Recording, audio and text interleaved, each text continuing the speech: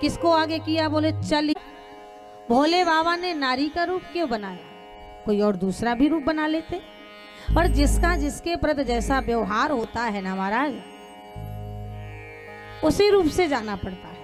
बताओ, आप लोगों ने शिव पुराण में कथा सुनी होगी, सभी लोगों को ये ज्ञात है कि एक बार शंकर भगवान ने एक दैत्य को वरदान दिया। जब उसने तपस्या किया और भोले बाबा से कहा, महाराज मैं जिसके सिर में हाथ रखूं भस्म हो जाए। भोले बाबा बोले एवमस्तु। उसका नाम पड़ गया भस्मा। और जैसे ही भस्मा ने देखा, वरदान तो मिल गया, पर कहीं ऐसा तो नहीं कि भोले बाबा ने भांग खा के दिया हो। भोले बाबा ने भांग खा के दिया हो महाराज। क्यों ना भोले बाबा के सिर में हाथ रख दूं तो पता चल जाएगा। काश भोले बाबा भस्म हो गए, कैलाश मिलेगा नंदी, कार्तिक, गणेश, माता पार्वती। और जैसे ही भस्मा बढ़ा सो भोले बाबा समझ गए कि ये आक्रमण हमारे पर। भोले बाबा आगे आगे, पीछे पीछे भस्मा। आपको पता है ना कि तिलक सिंदूर में ही भोले बाबा आगे गुफा में छुपे थे, इटारसी के पास में है महाराज। और जैसे ही भस्मा ने खदेड़ा पीछा किया सो भोले बाबा गुफा में, भस्मा बाहर। यह दृश्य परम्बा जगदम्बा भगवती मैया पार्वती जी ने देखा। जब पति पतन को जाए तो पत्नी लाज बचाए। और आज ये अपने आप को पत्नी ना कहती हैं। अगर इनसे पूछ भी दिया जाए, भले ही चाह ना बिल्कुल पड़ी हो, पर ये नहीं कहेंगे हम पत्नी हैं। कौन हो? कहेंगे हम वाइफ हैं। और पति को कभी पति नहीं, हस्बैंड कहती है। और हस्बैंड उसे कहते हैं जो पत्नी के सामने हंस हंस के बैंड बजाता है। वाइफ उसे कहते हैं जो पति की लाइफ खराब। और पति पतन को जाए तो पत्नी लाज बचाए महाराज।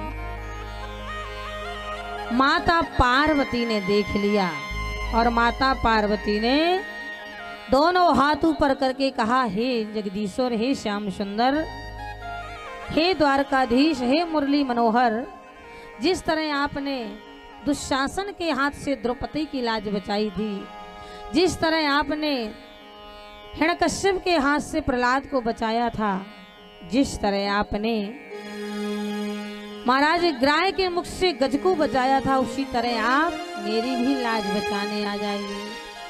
और भोले बाबा की धर्मपत्नी मैया पार्वती भोले बाबा के लिए अपने लिए प्रार्थना करने लगी कैलाश से।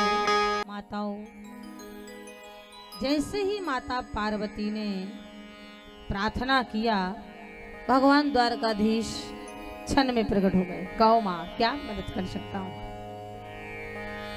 मैया पार्वती ने कहा, महाराज देख नहीं रहे हो भोले बाबा ने कैसा वरदान दिया है कि भक्त बाहर इंतजार कर रहा, भोले बाबा गुफा में घुसे। क्या करूं महाराज, कुछ ना कुछ तो करना पड़ेगा।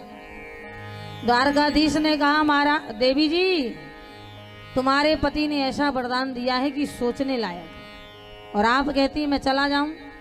अरे देवी जी, 16,108 का इकलौता पति हूं मैं।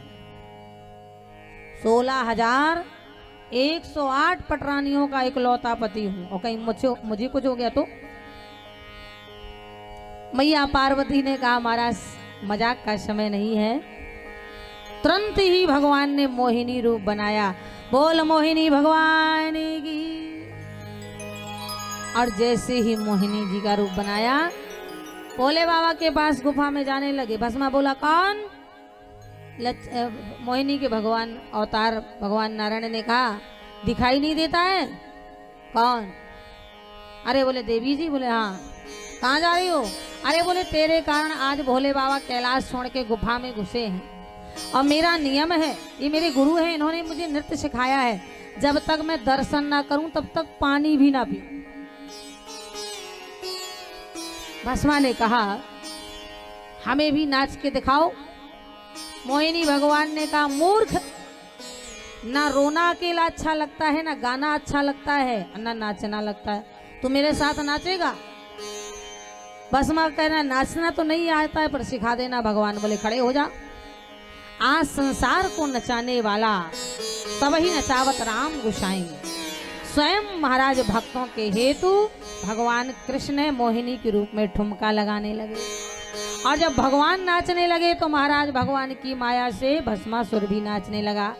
भगवान ने नाचते नाचते एक हाथ कमर में, भस्मा ने भी एक हाथ कमर में, भगवान ने फिर ठुमका लगाया और नाचते नाचते महाराज जैसे ही दूसरा हाथ सिर में रखा, गोविंदाय नमो नमः। भस्मा जैसे ही भस्म हुआ भगवान असली रूप में आए। मैया पार्वती से कहा निकालिए भोले बाबा को। भोले बाबा गुफा से आए। भस्मा भस्म पड़ा था, दृश्य देखा। मैया पार्वती से पूछ दिया ये चमत्कार कैसे हुआ। जगदम्बा मैया पार्वती ने कहा प्रभु ये सब द्वारकाधीश श्याम सुंदर की लीला है। जैसे ही वृतांत बनाया तभी भोले बाबा ने कहा देवी जिस तरह इन्होंने नारी का रूप रख के हमारा और आपका मिलन कराया है, अगर भविष्य में मुझे भी सेवा का मौका मिला तो मैं भी नारी का रूप रख के इनका मिलन जरूर कराऊंगा।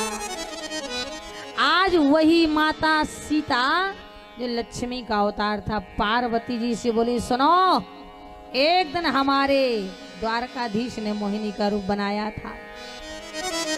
तुरंत ही मैया पार्वती ने भोले बाबा को धक्का दिया। महाराज वचन याद है ना, यही समय है देवी सीता और राम का मिलन कराने के लिए, इसलिए चली आग्रह कर प्रिय सखी सोई अप्रीत पुरातन लख है न कोई। आज सीता जी सखियों के साथ में उस प्रिय सखी को आगे किए हैं और जब जा रही हैं तो कंकन किंकन नो पुर धन सन कहते लखन सन राम हृदय गुण। राम जी ने देखा नहीं है, राम जी ने देखा नहीं है, पुष्प तोड़ रहे हैं पर राम जी के कान में आवाज पहुंच गई कंकन किंकन नो पुर धन सुन। हाथों के कंगन की आवाज, कमर की करधनी की आवाज, पैर की पायल की आवाज। माताओं जब कोई सुहागन नारी निकल जाती है ना तो अंधा भी बैठा होगा तो भी बता देगा कि कोई सुहागन निकल गई। हाथों की चूड़ियां बजती हैं, कमर में करधनियां पहनती हो, कमर पेटी। मैंने तो ना देखा किसी को उस दिन से। आज छठा दिन है कथा को, आज तक नहीं मैंने देखा कि कोई भी कमर पेटी पहन के आई। क्यों बरिया घाट में चोर लगते हैं क्या? तुम लोग पहन के नहीं आ रहे हो। और नारी की शोभा तभी होती जब कमर की, यहाँ नहीं पहनते हैं। लेकिन आप महाराज पिपरिया तहसील में पहुंच जाओ, गुजर पटेल की हर पटेलन कमर में 1-1.5 किलो को कमर पेटी पहन के चलती है और उससे शोभा भी बनती है महाराज। तो महाराज और हाथों में चूड़ी पर आज फैशन चल गया है, एक एक कंगन डाल लेंगी चल देंगी। पांव की पायल, वेदों में तो ये कहा है कि जितनी सुहागन नारी की पायल की छम छम छम छम होती है उतनी उसके घर में लक्ष्मी आती है। पर आज के जमाने पतली पतली पट्टी डाल नहीं चल दिया। फिर भी तुम लोग श्रृंगार करती हो, तुम लोग फिर भी श्रृंगार करती हो, लगती हो कि सुहागन नारी हो। और कहीं कहीं तो महाराज पता ही नहीं चलता है कि बहू है कि बहुंदरा है, पता ही नहीं चलता है कि औरत है कि पुरुष है। एक जगह की हम आंखों देखा किस्सा बताएं।